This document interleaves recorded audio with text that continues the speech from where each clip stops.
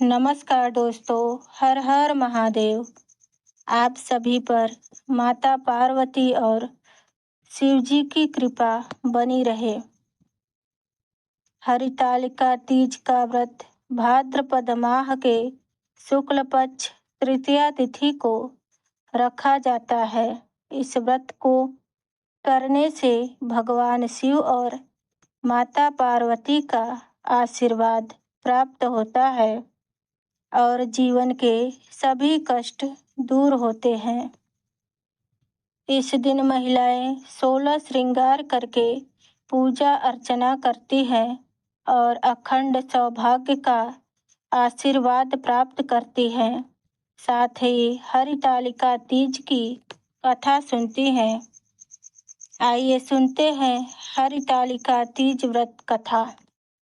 जिनके दिव्य केशों पर आक के फूलों की माला शोभा देती है और जिन भगवान शंकर के मस्तक पर चंद्र और गले में मुंडों की माला पड़ी हुई है, जो माता पार्वती दिव्य वस्त्रों से तथा भगवान शंकर दिगंबर वेश धारण किए हैं, उन दोनों भवानी शंकर को नमस्कार करता हूँ। कैलाश पर्वत के सुंदर शिखर पर माता पार्वती जी ने महादेव जी से पूछा, हे महेश्वर, मुझसे आप वह गुप्त से गुप्त बातें बताइए जो सभी के लिए सरल और महान फल देने वाली हो। हे नाथ, यदि आप मुझ पर प्रसन्न हैं तो बताइए, आपको मैंने किस भांति प्राप्त किया है। कौन सा व्रत, तप या दान के पुण्य फल से आप मुझे वर के रूप में मिले। महादेव जी बोले, हे देवी, मैं आपके सामने उस व्रत के बारे में कहता हूँ जो परम गुप्त है। जैसे तारागणों में चंद्रमा, ग्रहों में सूर्य, वर्णों में ब्राह्मण, देवताओं में गंगा, पुराणों में महाभारत, वेदों में साम और इंद्रियों में मन श्रेष्ठ है, वैसे ही पुराण और वेद में सब में इसका वर्णन आया है। इसी के प्रभाव से तुमने मेरा आधा आसन प्राप्त किया है। हे प्रिय, उसी का मैं तुमसे वर्णन करता हूँ, सुनो। भाद्रपद मास के शुक्ल पक्ष की हस्त नक्षत्र के दिन इस व्रत का अनुष्ठान मात्र करने से सभी पापों का नाश हो जाता है। तुमने पहले हिमालय पर्वत पर इसी महान व्रत को किया था, जो मैं तुम्हें सुनाता हूँ। पार्वती जी बोली, हे प्रभु, इस व्रत को मैंने किस लिए किया था, यह मुझे सुनने की इच्छा है, सो कृपा करके कहे। शंकर जी बोले, आर्याव्रत में हिमालय नामक एक महान पर्वत है, जहाँ अनेक प्रकार की भूमि अनेक प्रकार के वृक्षों से सुशोभित है, जो सदैव बर्फ से ढके हुए तथा गंगा के कलकल ध्वनि से गुंजायमान रहता है। हे पार्वती जी, तुमने बाल्यकाल में उसी स्थान पर परम तप किया था और शीत के महीने में जल में रहकर, बैसाख में अग्नि ताप कर तथा सावन के महीने में बाहर खुले में निवास कर अन्न त्याग कर तप करती रही। तुम्हारे इसी कष्ट को देखकर तुम्हारे पिता को बड़ी चिंता हुई। चिंता में वह सोचने लगे कि मैं इस कन्या का विवाह किससे करूं। एक दिन देवर्षि नारद जी वहां आए और तुम्हें देखा। तुम्हारे पिता हिमालय ने देवर्षि को अर्घ्य, पाद आसन आदि देकर सम्मान सहित बिठाया और कहा, हे मुनीश्वर, आपने यहाँ तक आने का कष्ट कैसे किया, कहे क्या आज्ञा है। नारद जी बोले, हे गिरिराज, मैं विष्णु भगवान का भेजा हुआ यहाँ आया हूँ। तुम मेरी बात सुनो। आप अपनी कन्या का उत्तम वर को दान करें। ब्रह्मा, इंद्र, शिव आदि देवताओं में विष्णु भगवान के समान कोई भी उत्तम वर नहीं है। इसलिए मेरे मत से आप अपनी कन्या का दान भगवान विष्णु को करें।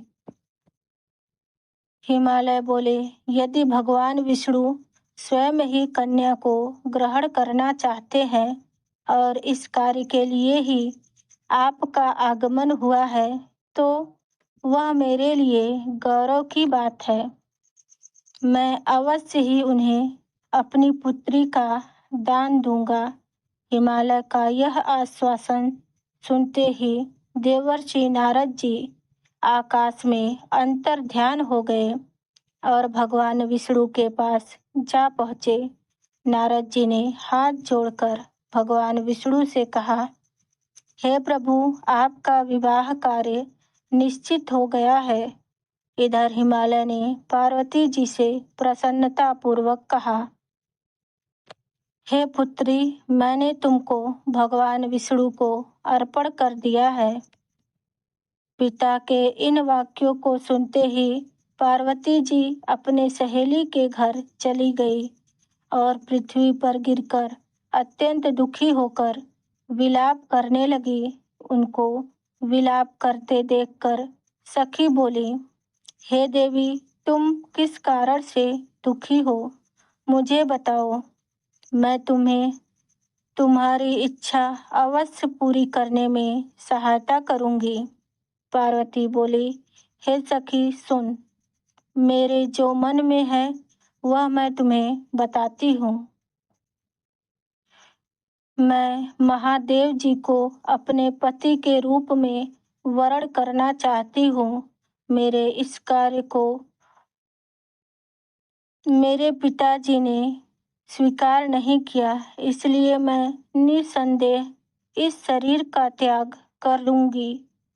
पार्वती के इन वचन को सुनकर सखी ने कहा, हे देवी, जिस वन को तुम्हारे पिताजी ने नहीं देखा हो, तुम वहां चली जाओ। तब देवी पार्वती अपनी सखी का यह वचन सुन ऐसे ही वन को चली गई।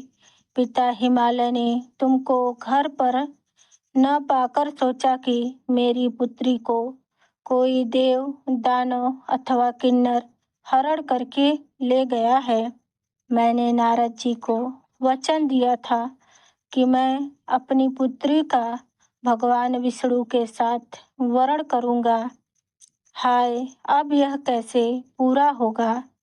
ऐसा सोचकर वे चिंता से व्याकुल होकर मूर्छित हो गए। तब सभी लोग हाहाकार करते हुए दौड़े और मूर्छा दूर होने पर गिरिराज से पूछे, आप हमें अपनी मूर्छा का कारण बताइए।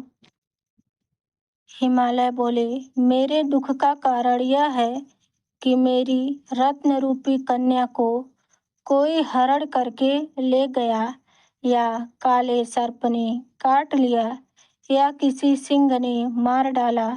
वह न जाने कहाँ चली गई, या उसे किसी राक्षस ने मार डाला है।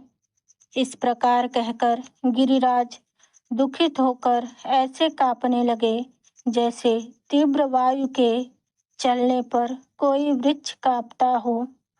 तत्पश्चात हे पार्वती, तुम्हें गिरिराज साथियों सहित घने जंगल में ढूंढने निकल पड़े। तुम भी अपने सखियों के साथ भयानक जंगल में घूमती हुई वन में एक नदी के तट पर एक गुफा में पहुंची। उस गुफा में तुम अपनी सखी के साथ प्रवेश कर गई, जहां तुम अन्य जल का त्याग करके बालू का लिंग बनाकर मेरी आराधना करती रही। उसी समय पर भाद्रपद मास की हस्त नक्षत्र युक्त तृतीया के दिन तुमने मेरा विधि विधान से पूजन किया और रात्रि को गायन करते हुए जागरण किया। तुम्हारे उस महाव्रत के प्रभाव से मेरा आसन डोलने लगा। मैं उसी स्थान पर आ गया जहाँ तुम और तुम्हारी दोनों सखियां थी। मैंने आकर तुमसे कहा, मैं तुमसे प्रसन्न हूँ, तुम मुझसे वरदान मांगो। तब तुमने कहा, हे देव, यदि आप मुझ पर प्रसन्न हैं तो आप मेरे को पति रूप में प्राप्त हो।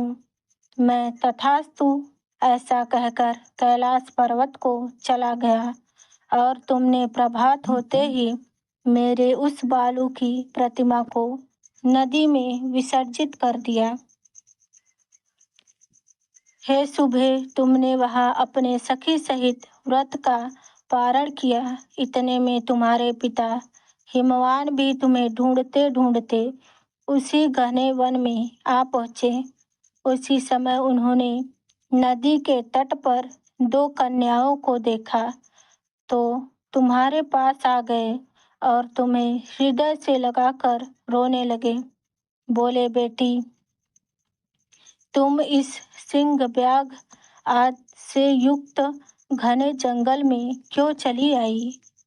तुमने तुमने कहा, हे पिता, मैंने पहले ही अपना शरीर शंकर जी को समर्पित कर दिया था, लेकिन आपने नारद जी को कुछ ऐसा बोल दिया, इसलिए मैं महल से चली आई।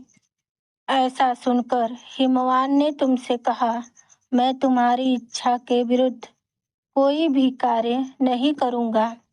तब वे तुम्हें लेकर घर को आए और तुम्हारा विवाह मेरे साथ कर दिया। हे प्रिय, हे प्रिय, हे प्रिय, उसी व्रत के प्रभाव से तुमको मेरा अर्धासन प्राप्त हुआ है। इस व्रतराज को मैंने अभी तक किसी के सम्मुख वर्णन नहीं किया था। हे देवी, अब मैं तुम्हें यह बताता हूँ कि इस व्रत का नाम हरितालिका क्यों पड़ा। तुमको सखी हरण करके ले गई थी, इसीलिए इसका नाम हरितालिका पड़ा। पार्वती जी बोली, हे स्वामी, आपने इस व्रतराज का नाम तो बता दिया, लेकिन मुझे इसकी विधि और फल भी बताइए कि इसको करने से किस फल की प्राप्ति होती है। तब भगवान शंकर जी बोले, सौभाग्य की इच्छा रखने वाली महिलाओं को यह व्रत पूरे विधि विधान के साथ करना चाहिए। व्रत में केले के खंभों से मंडप बनाकर उसे वंदनवारों से सुशोभित करें। उसमें विविध रंगों के उत्तम रेशमी वस्त्रों की चांदनी ऊपर से तान दे। चंदन आदि सुगंधित द्रव्यों का लेपन करके महिलाएं अपने सखियों सहित एकत्रित हों। शंख, भेरी, मृदंग आदि बजावे। विधि पूर्वक मंगलाचार्य करके श्री गौरी शंकर की बालू निर्मित प्रतिमा स्थापित करें। फिर भगवान शिव, पार्वती जी की गंध, धूप, पुष्प आदि से विधि पूर्वक पूजन करें। अनेक नैवेद्यों का भोग लगाएं और रात्रि को जागरण करें। नारियल, सुपारी, जवारी, नींबू, लौंग, अनार, नारंगी आदि ऋतु फल तथा फूलों को एकत्रित करके धूप दीप आदि से पूजन करें और कहें, हे कल्याण, हे स्वरूपे शिवे, हे मंगल रूपे शिवे, हे मंगल रूप महेश्वरी, हे शिवे, सब कामनाओं को देने वाली देवी कल्याण रूपी तुम्हें नमस्कार है। कल्याण स्वरूप माता पार्वती, हम तुम्हें नमस्कार करते हैं। भगवान शंकर जी को सदैव नमस्कार करते हैं। हे ब्रह्म रूपणी जगत का पालन करने वाली माँ, आपको नमस्कार है। हे सिंहवाहिनी, मैं शारीरिक भय से व्याकुल हूँ, तुम रक्षा करो। हे महेश्वरी, मैंने इसी अभिलाषा से आपका पूजन किया है। हे माता पार्वती, आप मुझ पर प्रसन्न होकर मुझे सुख और सौभाग्य की आशीर्वाद प्रदान कीजिए। इस प्रकार के शब्दों द्वारा उमा सहित शंकर जी का पूजन करें। विधि पूर्वक कथा सुनकर गौ, वस्त्र, आभूषण आदि जो भी हो ब्राह्मण को दान करें। इस प्रकार से व्रत करने वाले का सब पाप नष्ट हो जाते हैं। बोलो पार्वती पते हर हर महादेव।